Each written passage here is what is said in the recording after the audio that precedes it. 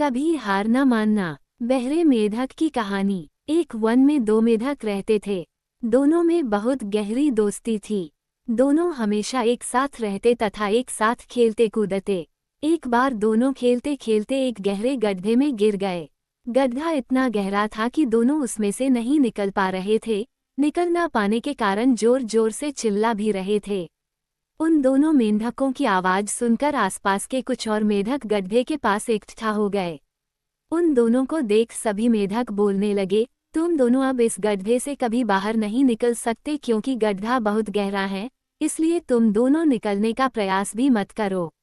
हम लोग आपको ऊपर से ही कुछ खाने पीने के लिए दे दिया करेंगे।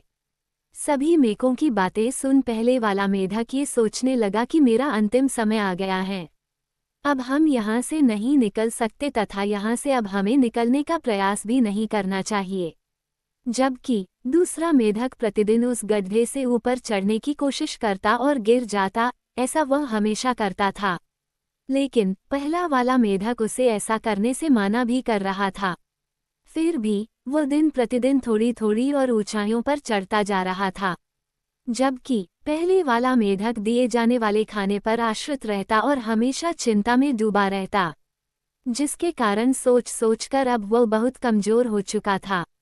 इस कारण से एक दिन उस मेढक की मृत्यु हो जाती है। उसे देख दूसरे मेढक ने सोचा कि अब मुझे अपने संघर्ष में कोई कमी नहीं छोड़नी चाहिए और मुझे यहाँ से किसी भी हाल में निकलना ही होगा।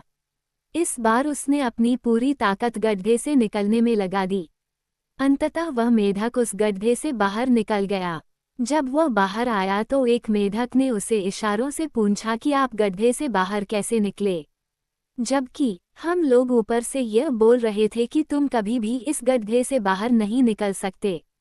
उस मेढक ने इशारों से समझाते हुए कहा कि आप लोग जब हमें ऊपर से बता रहे थे, तब मुझे लगा कि आप लोग गड्ढे से निकलने के लिए हमें प्रोत्साहित कर रहे हैं, क्योंकि मुझे सुनाई नहीं देता है। नैतिक सीख, हमें अपने आप पर हमेशा भरोसा रखना चाहिए, दूसरों की नकारात्मक बातों पर ध्यान नहीं देना चाहिए, इसके अलावा किसी के कहने के आधार पर कोई निर्णय नहीं लेना चाहिए। धन्यवाद।